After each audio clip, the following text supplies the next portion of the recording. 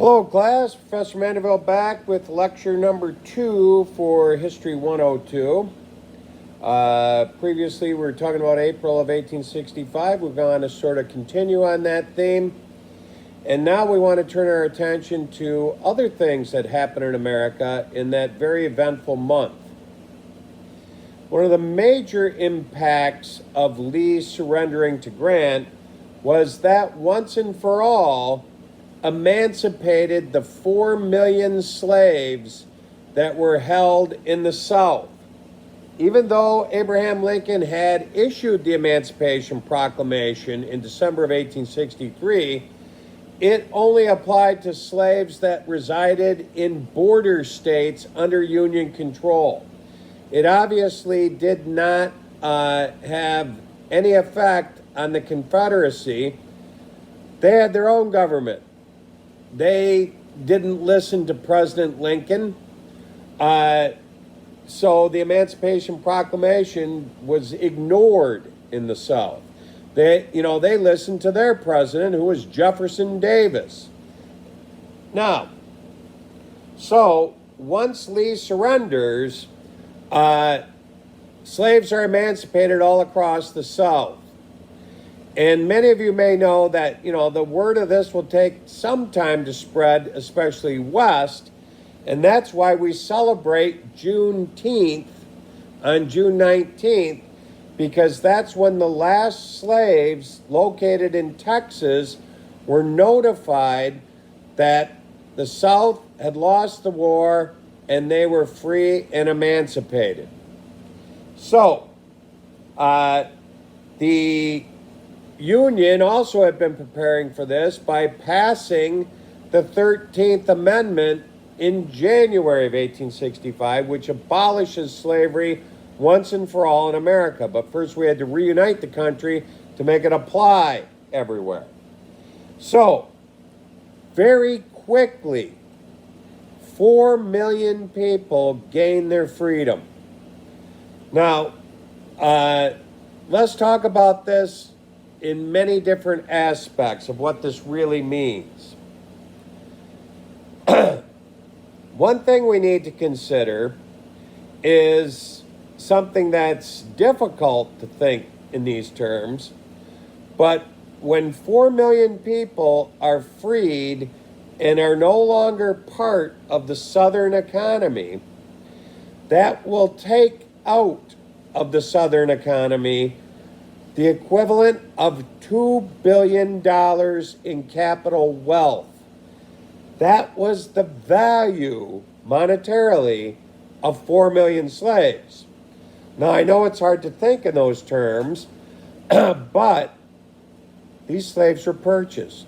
They were purchased like animals, unfortunately, and they held value until the South lost the war.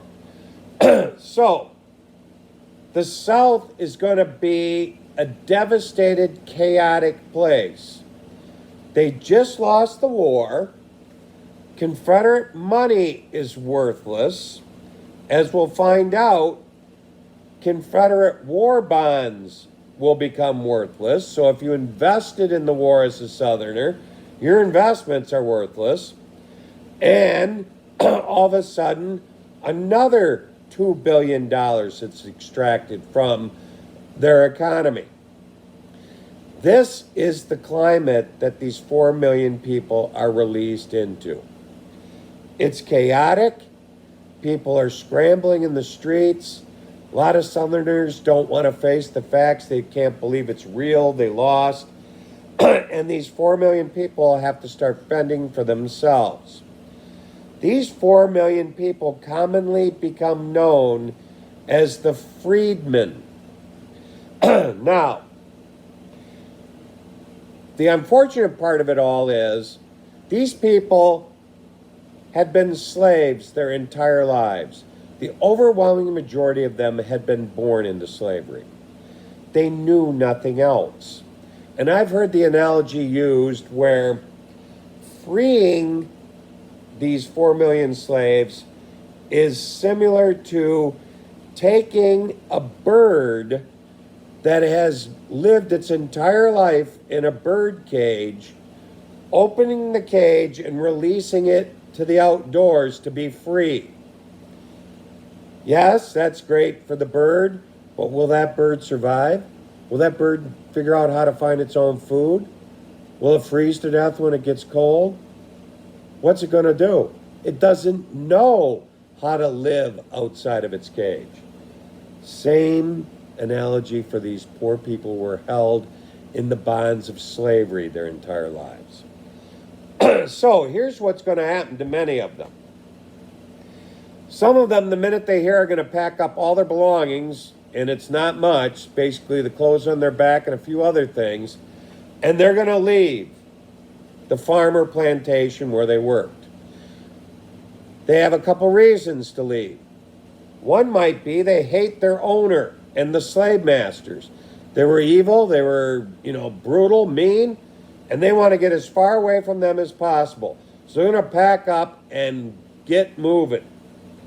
Others are motivated to leave to find their family. One of the very horrific parts of slavery was slave owners could sell your wife, your husband, your children, and they'd be gone for potentially ever, for you to never see them again. This was an opportunity for families to reunite. And a lot of slaves hit the road, especially males, trying to find their lost wife, children, mother, brothers, so forth, who had been sold. So, other slaves, once they saw the chaotic situation out on the streets and really thought about it and knew, yeah, I'm free, but what's that mean? I've never been free before. Stayed put. They now, instead of being slaves on maybe the farmer plantation which they were born, they're now going to become paid employees. And if they got along okay with their owners and the personnel of that plantation or farm, and they weren't brutal, evil people, that was probably the best bet. Stay put and let things work themselves out for a while. Those streets of the South were dangerous places to be because there were a lot of angry ex-Confederates out there also.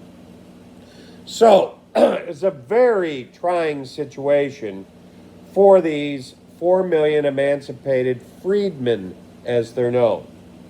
Now, another thing I want to talk to you about is what else is going on in the South.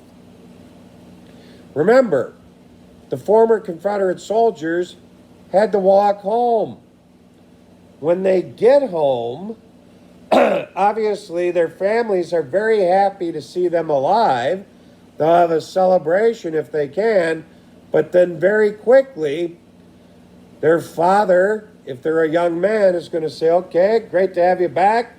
In fact, it's really great to have you back. I need your hand on the farm, and put them right back to work. Same thing happened to a lot of Northern soldiers. They return home to a great homecoming and celebration, but very quickly they're told, well, that's nice, but it's time for you to get back to work on the farm like you did before you left. So, both sides of this conflict, the men involved, saw horrific things that they never imagined they'd see in their lives. Remember, 750,000 men died during this war. There were one-day battles where 20, 30,000 men would die in an afternoon. It was a very bloody conflict with weapons that were way advanced of the strategy employed on the battlefield. If you've ever studied the Battle of Gettysburg, people still scratch their heads and wonder why Pickett kept ordering Pickett's charge and just watching his men get mowed down, 1,000 after 1,000 on the battlefields of Gettysburg. But weapon technology was way advanced over battlefield strategy. So these men come back seeing horrors they never thought they would. Many of them come back maimed. During the Civil War, the major therapy for a soldier on both sides, if that soldier was shot in the arm or the leg, was amputation. Because if you didn't amputate the wounded limb, chances are later on in the near future, infection would set in and that would kill you. In fact, during the Civil War, that's where doctors gained their nickname back then. They were known as sawbones because that's their real major surgeries that they performed in battlefield hospital tents was amputations. So many of these men are going to return back to their homes maimed for life. These men then trying to, snap back and just get back to reality too quickly without any sort of counseling or help are all, in one shape or form, going to be suffering from post-traumatic stress disorder, a condition that didn't even exist in psychological textbooks back in 1865. But many of these men were suffering horribly from this, from what they had witnessed on the battlefield. So, many of these men are going to really struggle to become productive members of society, both in the North and the South. And another unfortunate part of all this is a sizable number of these men will become drug addicts. During the war, when they were wounded, one of the major pain treatments they would receive, especially in the North, was morphine. When they returned home, they started to use morphine to reduce the pain in their minds. And you must remember, drugs like morphine were not controlled substances. You could go down to the neighborhood apothecary, as they were known back then, not drugstores, and purchase all the morphine you wanted. A lot of these men slowly killed themselves with drugs or alcohol after the war, trying to self-medicate their post-traumatic stress disorder away. It was a very unfortunate situation. This is happening in both North and South, which just complicates the situation. Now, another thing that I want to talk about today, back to the subject of the Freedman, is I want to sort of dispel a myth that exists in American history and society. That's part of my job as a historian, is to clear up especially myths that exist. And the myth that I want to talk about today is the myth of 40 acres and a mule. Now, some Americans believe, still to this day, that when the 4 million slaves were emancipated, they all received from the government a 40-acre land plot and a mule that they could use to pull around a plow and farm it. Well, that's a myth. All 4 million slaves did not receive 40 acres and a mule as reparations for being a slave. Now, it's grounded in some truth, though. And where this really dates to is April of 1865, and the famous Union general, General William Tecumseh Sherman. In in mid-1864 on into 1865, William Sherman was fighting a separate campaign from Grant's efforts to try to track down and defeat Lee down in Georgia. General Grant had commanded his most trusted general, General Sherman, to strike a dagger in the heart of the Confederacy, as he said, and ordered him on his famous March to the Sea in the state of Georgia. General Sherman will start his campaign up in the northwest corner of Georgia and go diagonally across the state. His first great victory in this campaign will be when he captures and burns Atlanta to the ground.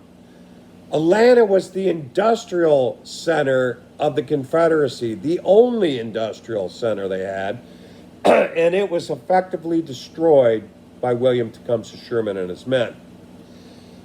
Now, the rest of his mission was marching on a diagonal course across the state of Georgia, with a path of devastation and destruction, and his ultimate goal was to reach the sea at Savannah, Georgia. Now, as Sherman has this famous march to the sea, he's going to end up unwittingly emancipating thousands of slaves. Slaves working in the fields of Georgia would catch sight of Sherman and his men in their blue uniforms and would drop everything and run to them because that meant freedom for them. And a lot of the men immediately wanted to join in on the fight. So Sherman is going to have thousands of slaves that he emancipated following him and his men across Georgia on this path of destruction. It's going to be a blessing for these slaves, but it's going to be an obstacle that Sherman has to deal with.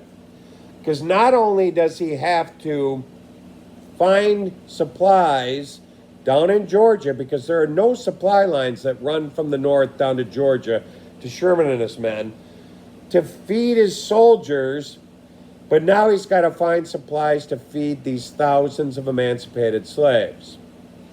Now, by the time he gets down to the coast in Georgia, Confederates have started to practice what's known as,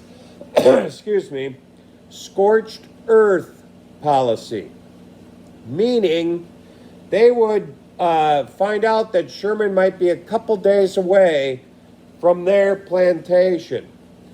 So instead of letting the plantation and all the supplies and food and so forth contained there fall into the hands of the enemy, namely Sherman and his men, they would burn it all. They'd torch their homes, barns, kill the livestock that they couldn't take with them, and evacuate their property, leaving nothing but, as the name implies, scorched earth for Grant and his men. This really angered Sherman. Excuse me, I said Grant previously. So, on January 16th, 1865, down on the coast of Georgia, General Sherman will issue Field Order Number 15. Field Order Number 15 basically says, when Confederates abandon their farms and practice the scorched earth policy, that property becomes the property of the Union and the United States government. And he was going to divide this property from Charleston, South Carolina, south down to the St. Johns River in Florida, where a lot of the scorched earth policy was being practiced, into 40-acre plots, distributed to the emancipated slaves that were following him. And he had General Grant send down a large number of Union government mules and seeds and other supplies that he would give to these emancipated slaves so they could all start their own 40-acre farms down on this abandoned property. So, this is where the concept of 40 acres and a mule comes into play. But the recipients of Field Order Number 15 under General Sherman from January 1865 until April of 1865 amounted to about 40,000 slaves. And remember, the grand total emancipated were 4 million. So basically, it's a drop in the bucket. Now, this idea of 40 acres and a mule will also be picked up by an institution and a general we'll be talking about in our next lecture. That's the Freedmen's Bureau that was created by the government in 1865 to help the freedmen acclimate into our society. And the person put in command of it was a Union general, General Howard. General Howard attempted to take confiscated ex-Confederate land under the guise of the Freedmen's Bureau and also distribute it in 40-acre plots and supply them with farming equipment and a mule, just as Sherman had. Now, the unfortunate part of this is most of the people that received these 40-acre plots from Sherman or General Howard will end up losing them before the year of 1865 is over with. And the reason why? The brand new president, Andrew Johnson. We'll be talking about him in more detail, but he's going to start pardoning thousands of Confederates. And when he pardons many of them, he'll restore their lands back to them that Sherman and Howard had taken away from them. And they'll go and boot the emancipated slaves who were holders of Field Order 15 or Freedmen Bureau documents off of what has become their reclaimed lands. Some of the few holdouts that exist of Field Order 15 are out on the Sea Islands off the coast of South Carolina, where they remain, and some of them still are, and descendants of ancestors who originally received Sherman's Field Order number 15s and still own these 40-acre plots today. But it's only a handful of them. So that's how the whole myth of 40 acres and a mule sort of exploded out of control, and in reality only a handful of former slaves were compensated with this land and a mule. So that's where I'm going to call her quits today. Next class we'll pick up with the Freedmen's Bureau and other activities that happened in the early Reconstruction period. So everybody take care, be safe. I'll be talking to you soon. Bye now.